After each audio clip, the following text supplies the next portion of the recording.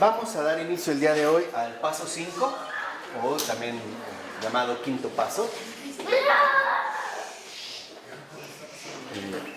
Estamos entonces ya en el paso 5, quinto paso de este texto de Thomas Keating.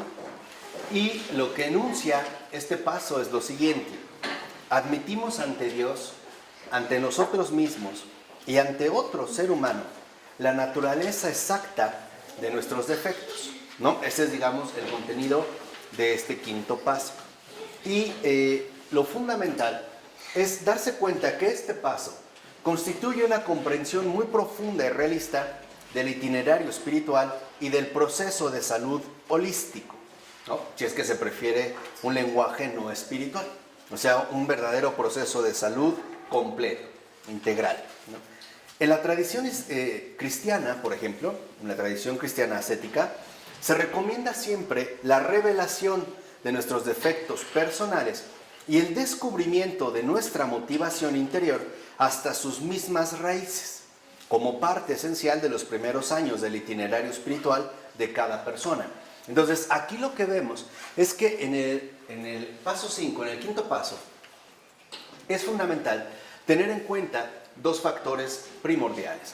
El primero es que es fundamental dar un paso hacia adelante y reconocer que en efecto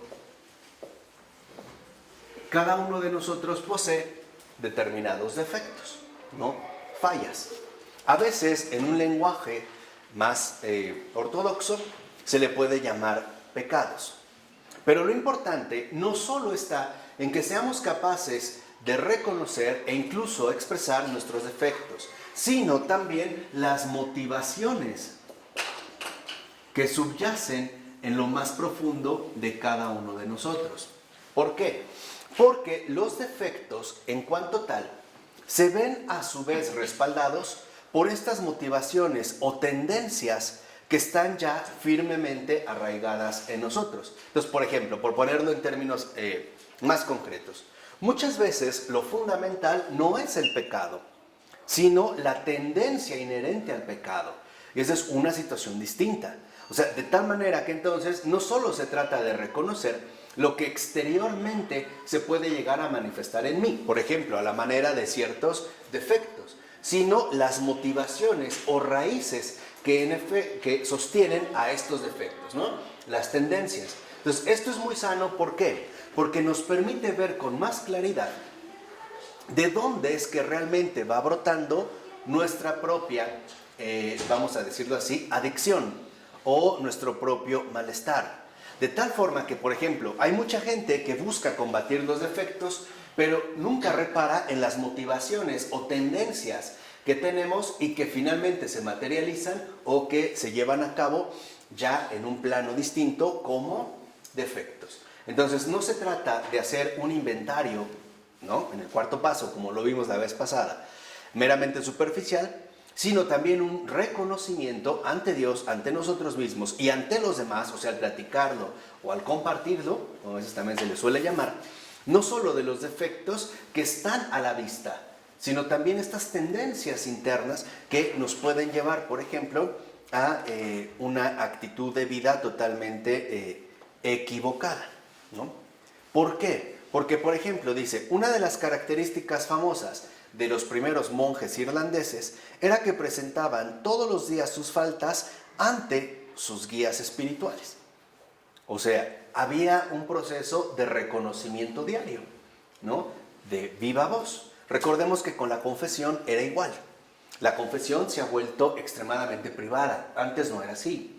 Por ejemplo, en un buen periodo de la Edad Media, la confesión era abierta. O sea, había una reunión donde una persona, por ejemplo, se levantaba y exponía abiertamente sus pecados o, digamos, los actos pecaminosos que había cometido. Es más, los más graves iban hasta el frente. ¿Por qué se hacía así?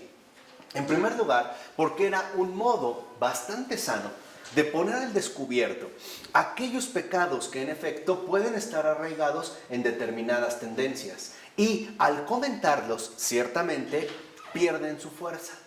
Por eso es bien importante que si nosotros estamos haciendo un cuarto, quinto paso, o estamos ante una confesión, o estamos ante una plática de rehabilitación, a través de una conversación, vamos a decirlo así, terapéutica, con un amigo, nos abramos sinceramente. O sea, para poder combatir los defectos y las motivaciones, lo primero que se necesita es una radical honestidad. Aquí no puede haber medias tintas. Es más, me atrevo a decir, se necesita una brutal sinceridad. No puede quedar nada cubierto. ¿Por qué? Porque en términos espirituales, todo lo que no es sacado a la luz, por ejemplo, a través de la exposición, ¿no? Porque nos expone el abrir nuestro corazón, por mencionarlo en palabras muy sencillas, todo lo que queda resguardado, en efecto, queda todavía en lo oscuro, ¿no? Queda en la oscuridad.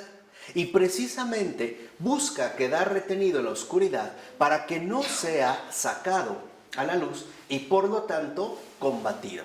Entonces todo lo que no se dice corresponde, o más bien va a terminar constituyendo elementos negativos que seguirán afectándonos de manera continua. Por eso es importante la radical honestidad. No solo al nivel exterior, sino también al nivel interior. ¿Vamos? Digamos, en el paso fundamental. Ahora, ¿se trataba, por ejemplo, en esta exposición precisamente de faltas graves? No, porque no es necesario llegar a una falta grave para detectar una tendencia por lo menos equivocada o una tendencia no benéfica en nuestra propia conducción de vida.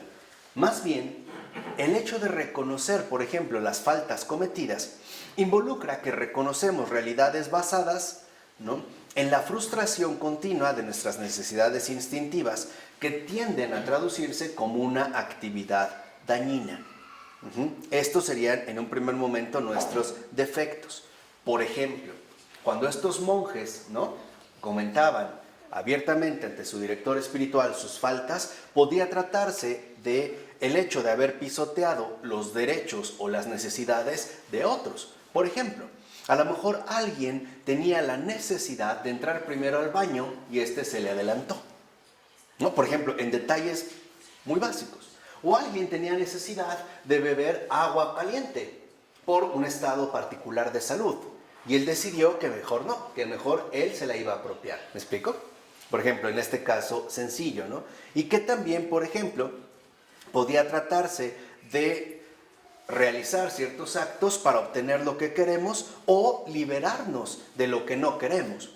Ejemplo, a lo mejor uno de estos monjes pasaba y veía sucio el pasillo, se hacía como el que no vio y se seguía.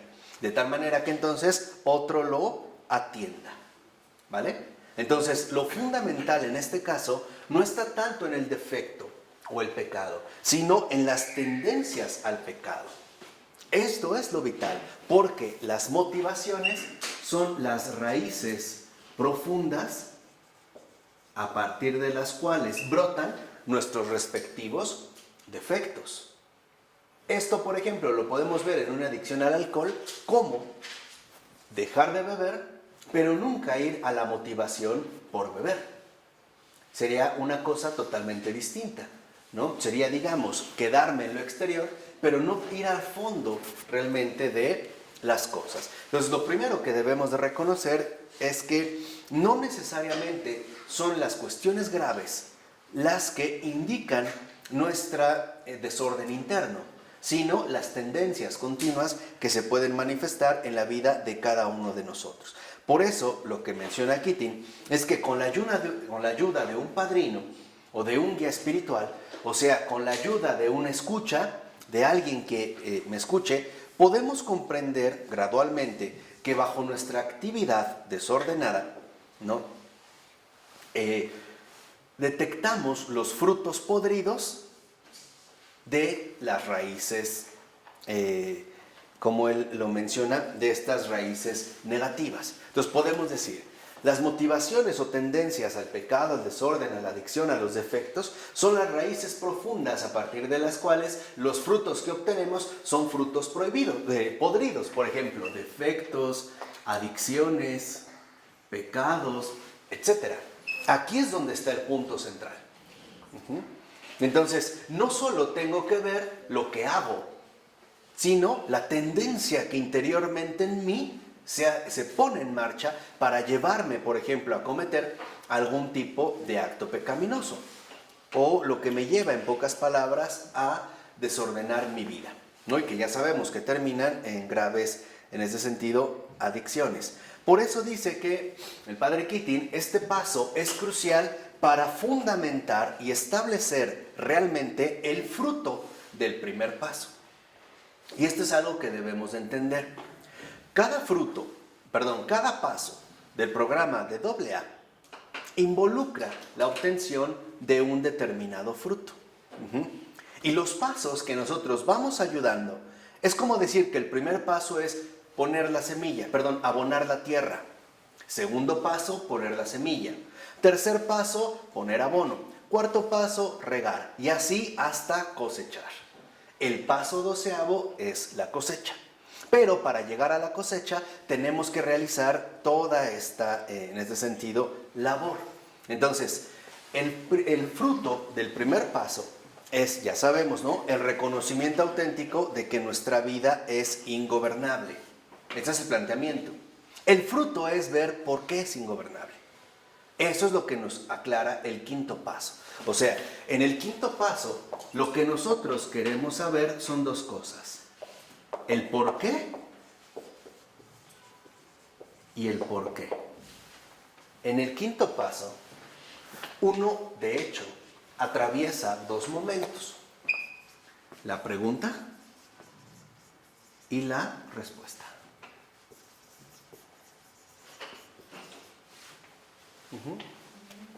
Este es el valor fundamental del quinto paso. El obtener una pregunta adecuada, por ejemplo, el ¿por qué soy así?, y la respuesta a este interrogante: ¿por qué tal, tal, tal y tal? Esta es, digamos, como la dimensión fundamental de el quinto paso. De tal manera que a partir del quinto paso, y sobre todo quinto y sexto, se trata de ahora ir sin miedo a la profundidad de nuestra realidad humana. Ir a la profundidad. Este es, digamos, precisamente el paso, como la dimensión central de este paso. Así que entonces, cuanto más vemos las raíces del problema, tanto más comprendemos que no podemos resolverlo por nosotros mismos. Que es lo que vimos precisamente, lo que se postula ya desde el primer paso. Entonces, lo importante es irnos a la raíz del problema. Por ejemplo, a lo mejor una cosa sencilla: oye, ¿por qué no haces tu cama? Ahí está, ahí tenemos la pregunta. Bueno, ahora tenemos que buscar la respuesta. Vamos a la tendencia. Es que la verdad soy flojo. Entonces mi tendencia es una tendencia, por ejemplo, a la pereza o a la flojera. O puede haber otra tendencia: ¿por qué no haces tu cama? No, porque no la quiero hacer yo, quiero que la haga mi mamá o mi hermano o mi primo o quien sea, todos menos yo. Entonces mi tendencia, por ejemplo, es al egoísmo, etcétera, etcétera, etcétera. Entonces no solo tenemos que quedarnos con nuestros defectos, sino con las tendencias que nos llevan finalmente a este tipo de defectos. Y dijimos, ahí, digamos, como que la columna vertebral de todo este proceso de recuperación es la honestidad. No callarse nada.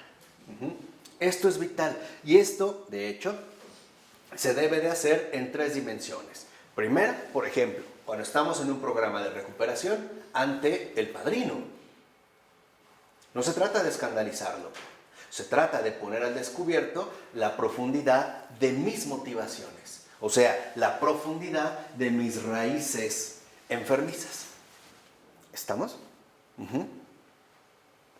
Y en otro sentido, por ejemplo, para una persona creyente, si acude al confesionario, no solo tiene que decir lo que hizo, sino por qué lo hace, qué lo lleva.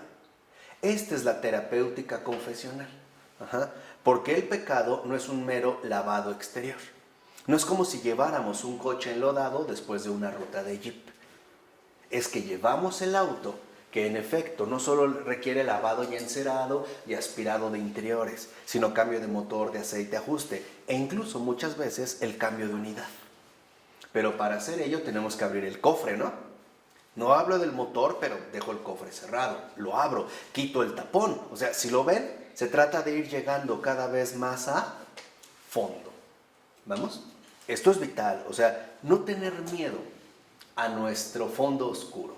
No, dejar que la luz penetre hasta lo más recóndito de nuestra condición. ¿Por qué? Porque ahí es donde se necesita el remedio. Ahí es donde se necesita que llegue la gracia. Ahí es donde se necesita que enraice la recuperación. Si no, entonces lo que estamos haciendo es una plática totalmente estéril. Vamos a decirlo así, una plática convencional, ¿no? Nos vamos a quedar en el ámbito de la superficie y en realidad las raíces pues van a seguir en este caso tapadas, ¿no? Es como para arrancar un árbol tienes que quitar mucha tierra, ¿no es cierto? Y poder llegar finalmente a las raíces. Lo mismo pasa con el Señor. Si no asistimos a un confesionario, pero tenemos la necesidad de hablar con Él, a lo mejor en un momento de recogimiento, no solo le expongo lo que hice, también lo que siento interiormente en mí.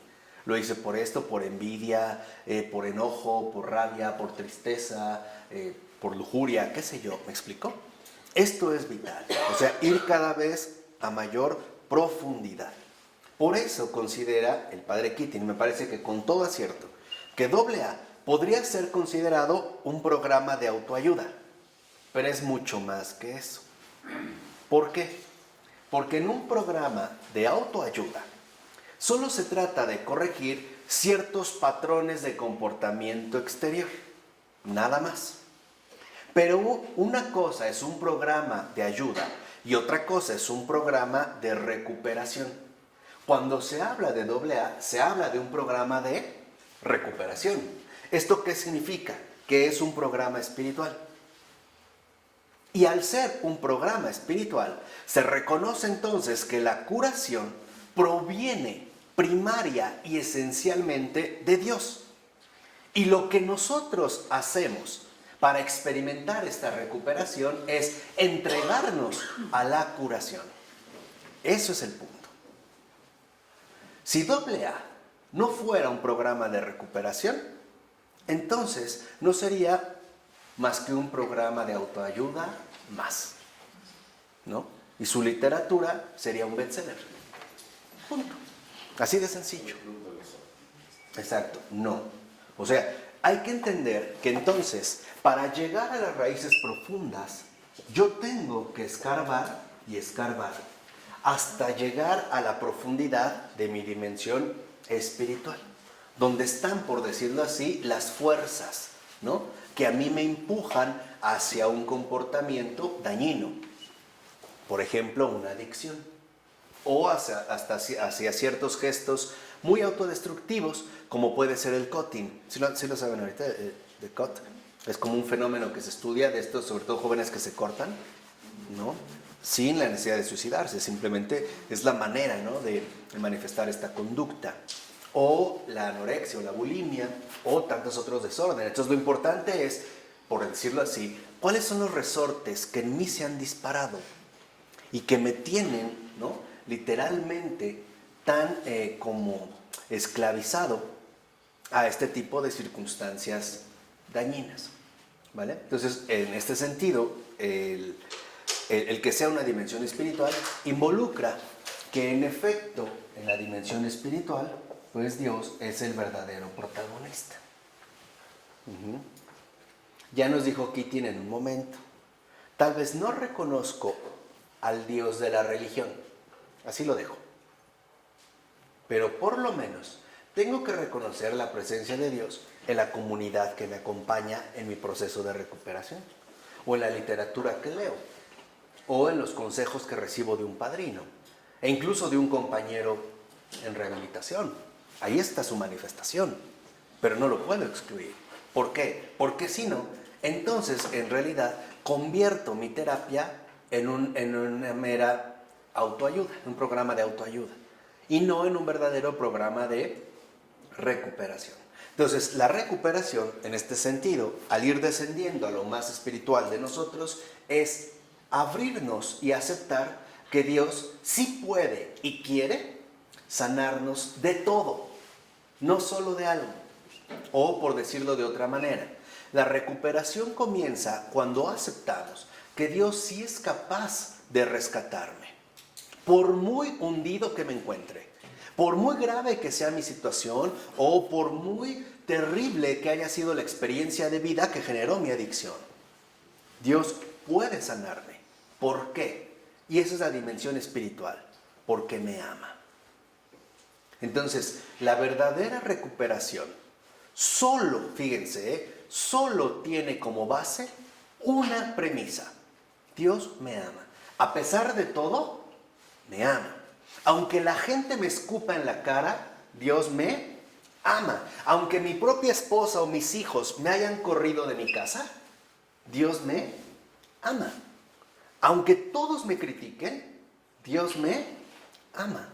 Y de hecho, y este es un mensaje de esperanza para todos los que están en rehabilitación, el hecho de que llegáramos a un programa de rehabilitación es la manera en la cual Dios nos extendió la mano. Porque no solo me extiende la mano, la extiende para poder abrazarme. Y eso es lo vital. Lo que Él quiere es abrazarme. A pesar de que yo me vea a mí mismo como algo repugnante, Él literalmente me ve como criatura suya. Entonces, en la base central de lo espiritual pues está el amor de Dios. Y el amor de Dios es la única curación con la que podemos contar. De tal manera que entonces podemos decir que en el quinto paso, tanto en la dimensión de la pregunta como de la respuesta, se trata de ingresar paulatinamente al amor de Dios. De tal manera que entonces la curación consista en que este amor de Dios es lo que domina y prevalece en mi interior más profundo y ya no mis motivaciones o tendencias equivocadas, autodestructivas, dañinas, adictivas, ofensivas, depresivas, etc. Que vaya habiendo precisamente, por así decirlo, como este ingreso, ¿no? Ahora, nos recuerda el padre Keating que, por ejemplo, los llamados padres y madres del desierto solían tratar minuciosamente este proceso. ¿Por qué? Porque eran muy conscientes que cuando revelamos nuestras tentaciones, aunque no lo hayamos hecho, pero por ejemplo, tengo ganas de, no, aunque no lo haya cometido, entonces adquirimos una comprensión completamente nueva del poder que está sobre nosotros. Aquello que me está precisamente impulsando.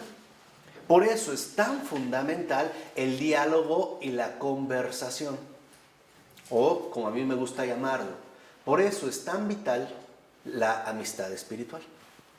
Es fundamental. Para cualquier persona humana, la amistad espiritual es muy benéfica. Porque al exponer estas tendencias o estos poderes que nos están moviendo, al quedar al descubierto, saben perfectamente bien que pueden ser vencidos. No sé si les ha pasado en algún momento que hablan con un padrino en un confesionario y te viene una cierta convicción de que eso mejor no lo vas a decir, que mejor te lo vas a guardar, que es muy penoso, como que te van a juzgar, a criticar. Son estrategias en realidad que provienen, y lo voy a decir tal como es, del mal espíritu. Porque el mal espíritu sabe que una vez que se revela lo que estamos viviendo, pierde fuerza. Porque ya ha quedado descubierto, ha salido a la luz. Y entonces, al haber salido a la luz, sus planes se frustran. Por ello es muy diferente el tener un pensamiento suicida constante al decirle a alguien, me quiero suicidar, o tengo ganas de suicidar. Entonces, este tipo de cosas no se pueden guardar. ¿Sí me explicó? No se pueden guardar. Tenemos que dar un paso total de confianza. De hecho, y esto es algo que quiero que se graben bien, el amor de Dios lo soporta todo. Incluso lo que para nosotros es insoportable. Él sí lo soporta absolutamente todo. Todo, ¿eh? Todo. Todo. Lo fundamental es no tener miedo al amor. Porque esa es la mayor y más terrible herida que el pecado original nos dejó. El miedo al amor. El pensar que por lo que hemos hecho o vivido no merecemos ser amados. Ni por Dios, ni por los demás, ni por mí mismo. Que somos despreciables, ¿no? Basura, y que no valemos absolutamente nada. Lo vemos ya desde Adán y Eva, ¿no? Por eso se esconden, ¿se acuerdan? Ya, se equivocaron, cometieron pecado, ¿y qué es lo primero que hicieron? Se esconden, huyen. Así nosotros huimos del amor. Entonces, si lo vemos, curiosamente, no es que Dios se vaya de nosotros, es que nosotros nos alejamos de Él. ¿Por qué? Porque reconocemos que le hemos ofendido y que la ofensa a Dios es impagable. Estoy tratando de sintetizarlo muy brevemente. Entonces, como que nos echamos para atrás. Es como una persona que a lo mejor llega de el trabajo, pero en el camino, debido a la enorme lluvia que había, se cayó en el lodo, pisó excremento, o sea, está asqueroso. Y entonces llega y su esposa le dice: mi amor, ya llegaste, y lo quiere abrazar. ¿Cuál sería su primera reacción espontánea? No me toques. ¿Se echaría qué? No me toques. O hay personas que vienen del ejercicio y huelen a sudor y los van a... No, es que huelo feo. O sea, de antemano, esa es nuestra reacción. No me toques. Cuando lo que Dios quiere es que tocar. ¿Se acuerdan del hijo pródigo? Esa parábola bella. ¿A poco el hijo primero se fue al spa? Se fue al vapor, al baño, se echó... No. ¿Con qué estaba? Con los cerdos. ¿Y cómo huelen los cerdos? ¿A qué olería este jovenzuelo? ¿A qué olería?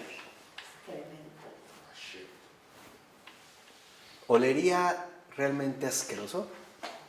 Sí. ¿Y qué hizo el padre? Lo abrazó. ¿Y lo llenó de qué? De besos. Eso es lo que nos parece increíble. Miren, el alma humana, toda alma humana, tiene una pregunta dolorosa. ¿Por qué Dios me ama? No puede amarme. No merezco la pena ser amado.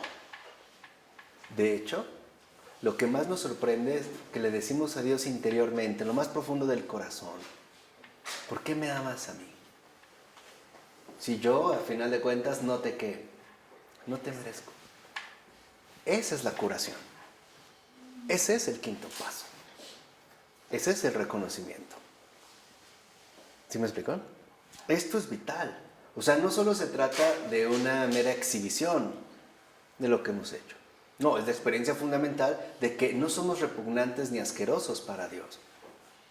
O, en términos más ortodoxos, que el pecado no vence al amor. Es al revés. Que el amor lo vence absolutamente todo. No solo el pecado, incluso la muerte. La muerte misma. Y esto es fundamental. A lo mejor muchos de nosotros ya somos como cadáveres putrefactos, ¿no? Y no obstante, Dios no se achica, no se echa para atrás, no recula, ¿no? Como los toros, para atrás, no. Él finalmente siempre va hacia nosotros, tratando de alcanzarnos. Así que entonces lo que vemos es que al exteriorizarlas, vemos nuestras tendencias, tal cual. Y si algunos escritores espirituales han dicho incluso que compartirlas con un padrino o un guía espiritual es todo lo que se requiere para sanar muchas tentaciones. Muchas. O sea, ¿basta con qué? Con decirlas. Con comentarlas. Porque el demonio, como es astuto, siempre quiere que sus planes pasen desapercibidos. Que nadie se entere. Y una de sus estrategias es decirte: no, es que mira, lo que haces es tan asqueroso que vas a escandalizar al mundo, todos te van a dar la espalda, te van a escupir, eres un asco, mejor guárdatelo, no le digas a nadie, etc. Pero una vez que se ponen al descubierto sus planes, sabe que la mitad de la batalla ya la perdió. Porque él quiere obrar secretamente, sin que nadie se entere, ¿no? Así vemos pues que la tentación, fíjense, esto es algo central. La tentación parece buena cuando uno se la guarda para sí mismo. Solo ahí. Cuando uno la está, ¿qué? ¿No? Reteniendo para sí. Dice, al ocultar la tentación, por el motivo que sea, aunque por lo regular es por orgullo, lo único que hacemos es empeorarla. Le damos más que más fuerza, ¿no? Le damos más poder. Dice, pero en cuanto se la comunicamos a alguien, tenemos una idea más clara y la vemos como lo que es realmente, una tentación. No un crimen, ni nada por el estilo. Por eso les decía que la amistad espiritual es tan fundamental. Por eso debemos entender que la dirección espiritual, un programa de rehabilitación, va a la raíz o causas de nuestros pecados. Esto es lo vital, no solamente lo que hemos hecho. Por ejemplo, para un alcohólico lo importante no es cuántas botellas se bebió, o para un adicto cuánta droga consumió, si fue una tonelada de cocaína o un gramo. Esto no fue lo vital. Lo vital es por qué llegó a hacerlo, cómo llegó ahí, qué es finalmente lo que lo movió para allá. Dice, por ello, el falso yo o el orgullo es tan sutil que si uno no está completamente abierto y es sincero en todo, no puede conseguir la libertad y por lo tanto no puede conseguir la recuperación, porque esas raíces siguen quedando ocultas. Dice, a veces el orgullo nos sugiere cosas como esta: esto no es tan importante que lo diga, o esto me lo voy a saltar, o esto me da pena, no, mejor no. No, aquí dijimos, se requiere una radical honestidad. Dice, en cambio, uno adquiere una enorme libertad interior cuando es capaz de afrontar cualquier pensamiento que se le viene a la cabeza. Y aquí vemos el por qué es tan vital la oración centrante. Acuérdense que las reglas de oro son no rechazar, no retener, no reaccionar, sino, ¿no? Afrontar, asumir, dejarlo que se exprese. ¿Para qué? Para que veamos en realidad lo que es una tontería, ¿no? Hay gente que se le puede venir un mal pensamiento y lo primero que, no, eso no. O sea, de antemano lo rechaza. O hay personas que lo retienen, le viene y ahí se quedan, o reaccionan. ¿Y cómo es posible que yo tenga este pensamiento, o tenga estas ganas, o se me haya ocurrido tal cosa? Ay, no, nada. O sea, lo primero es, a ver, ¿por qué estoy pensando esto? ¿Me explico? O como decimos aquí, agarrar al toro por los cuernos. ¿Por qué esta idea me está obsesionando? Y entonces empezar, como dijimos, a ir cada vez más a lo profundo. O sea, realmente trabajar en la espiritualidad. Por eso es fundamental lo que dice Keating. Dice, el problema no son los pensamientos, sino lo que uno hace con ellos. El problema no, te pueden venir 1001 pensamientos. Ese no es el problema es, ¿qué vas a hacer con ellos? ¿Les vas a dar rienda suelta para que tomen y crezcan en ti al grado de que te lleven a cometer actos equivocados? ¿O los vas realmente a confrontar y a extirpar, ¿no? Dice, ocultarlos es lo peor que uno puede hacer. O sea, lo peor que podemos hacer es ocultar nuestros pensamientos, nuestros movimientos interiores, como que no se sepa. Pero en realidad dijimos, mientras no se sepa, peor va a ser el resultado. Más fuerza finalmente va a ganar. Es como un cáncer, ¿no? Un cáncer es grave cuando no se detecta a tiempo, ¿o no? Pero mientras más a tiempo se detecte, ¿qué pasa? Lo mismo aquí. Entonces, no callarnos, ¿no? Dice, si uno está dispuesto a ser completamente vulnerable a los juicios que todos los demás hagan sobre él, o sea, si uno realmente está dispuesto a que le digan hasta lo peor, dice, entonces es completamente libre de toda forma de orgullo. Su orgullo ya simple y sencillamente no juega ahí ningún papel. Es prudente, dice, claro, limitar esto a una persona. No es necesario que todos conozcan los detalles. Ni tenemos por qué andarlo diciendo a todo que el mundo. Hay personas que de plano no apenas conocen a alguien y le sueltan el expediente, ¿no? Pero eso es por vanidad. Es un sentido retorcido. Porque lo hacen en realidad algo así como un disfrute raro del mal que han cometido. No sé, a ver, es como una persona que te habla de sus borracheras pasadas, pero con un entusiasmo que las vuelve a vivir. No, hombre, no dormía, y mujeres, pero vive, ¿eh? Mejor dicho, lo revive. O sea, vive esto que ha pasado. Ah, entonces, ¿qué pasó en este caso? La tendencia sigue ¿qué? La tendencia sigue latente. Y va a aprovechar cualquier mínima oportunidad para volver a dominar en tu vida. Y un síntoma de que no está presente sería hablar de las borracheras con vergüenza. Sí, claro, por supuesto. Sí, hasta pena nos da. Hay gente que te lo dice, híjole, pena me da decirte, pero bueno, así está. No, pero hay gente que lo presume, no sé si les ha corrido. Y en muchas otras situaciones. No, hombre, yo me acosté con 1000 mujeres, ¿no?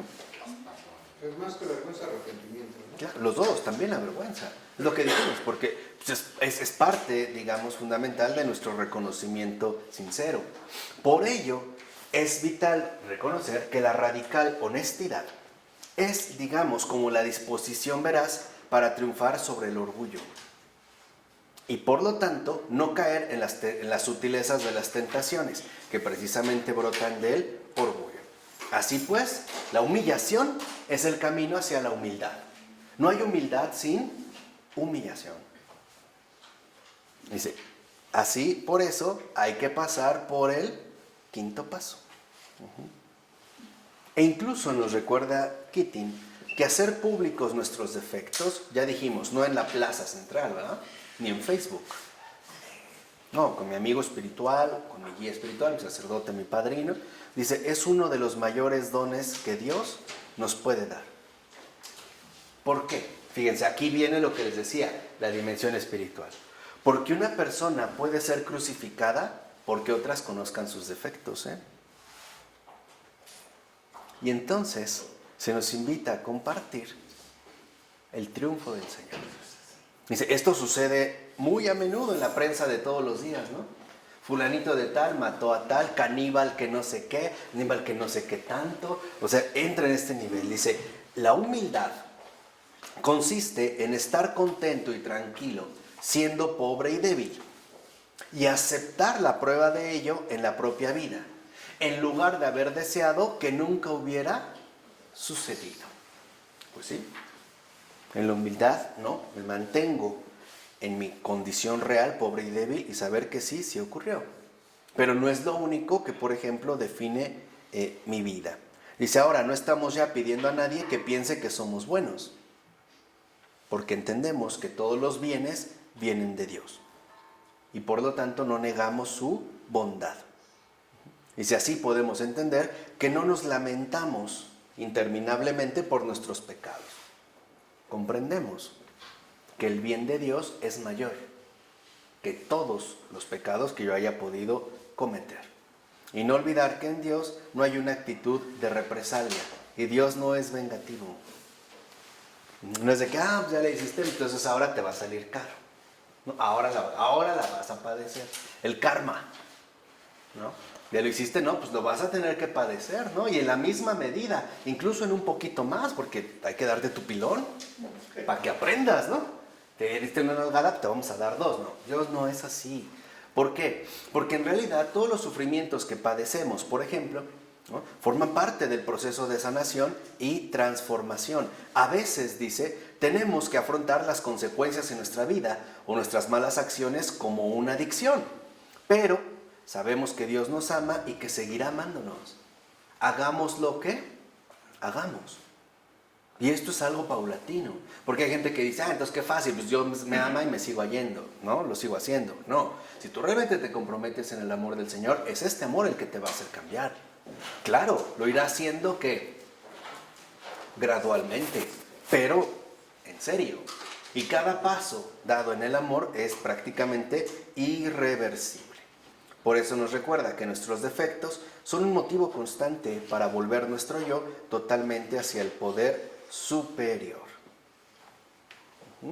Por eso menciona el caso de Santa Teresita de Lisieux, que decía, siento alegría no solo cuando reconozco que soy imperfecta y débil, sino sobre todo cuando siento que lo soy. O sea, disfrutaba sintiendo la debilidad de la naturaleza humana para glorificar la obra de Dios en ella. Sin orgullo, sin vanidad. Más bien, ahora el disfrute no viene de mi propia indigencia, sino de la obra que Dios realiza en mi persona o en mi debilidad. Y como nos recuerda, ella es ahora no solo una santa, sino una doctora de la iglesia. O sea, sabe, ¿no? Ha conocido la verdad, no es una maestra acreditada. Entonces, recordar en pocas palabras que dijimos, primero humillación, después humildad. Y la humildad es la verdad. Ahí estamos en la verdad. O sea, ¿qué es la humildad? La capacidad de aceptar pacíficamente cualquier cosa que suceda. Esa es la humildad, sin sobresaltos ególatras. No. Aceptar pacíficamente cualquier cosa que suceda. Dice, después ya uno podrá decidir o discernir si Dios lo llama a aceptar la situación o bien hacer algo para mejorarla. Ya veremos. Pero muchas veces el hecho de que hayamos cometido un cierto acto, ¿no? Y que no podemos remediar o cambiar, por ejemplo, la manera en la cual ofendimos a una persona que falleció y que ya no lo puedo remediar, en este caso el Señor no me invita a mejorar esta situación, me invita a aceptarla pacíficamente. O sea, aceptando con tranquilidad mi debilidad y por lo tanto aceptando sobre todo la obra del Señor en mi vida. De tal manera que así podemos entender una visión más amplia de la condición humana, en esta esperanza humilde. Dice, así no tenemos por qué estar pensando en el pasado ni en el futuro. No estamos pensando en la recompensa, sino que nos concentramos en el momento presente, totalmente dependientes de la misericordia de Dios y confiando que esa misericordia es ilimitada. En nosotros, humanamente hablando, no hay este carácter ilimitado. ¿Nosotros sí nos fastidiamos o no? Sí. ¿Sí nos cansamos o no? Sí. ¿Nos aburrimos? Sí. ¿Nos molestamos? Sí. Dios no. Dios en ese sentido no. Así que dice el Padre Keating, si uno está convencido de que goza de la infinita misericordia de Dios, ¿qué más necesita? Lo tiene todo. Y en esa esperanza está contenido todo. Por eso vuelve a citar a Santa Teresita del Niño Jesús y de la Santa Faz, que decía, nunca podemos tener una confianza excesiva en un Dios que es tan poderoso y tan misericordioso. Y este es un punto central. A veces hay personas que no, como que me estoy confiando de más, no, más bien yo tendría que hacer algo, ¿no? Y mover, se lo estoy dejando todo. Pues sí, se lo dejo todo. Porque Él puede ¿con qué? Con todo. Y no dudar en esta confianza, ¿no? Así que dice, por ejemplo, también Teresita del Niño Jesús, si pesaran sobre mi conciencia todos los crímenes concebibles, no perdería nada de mi confianza, sino que con mi corazón roto por amor, me arrojaría en los brazos de Dios y estoy segura de que sería bien recibida. Eso es lo que al Señor le gusta. Esa es la confianza que le agrada.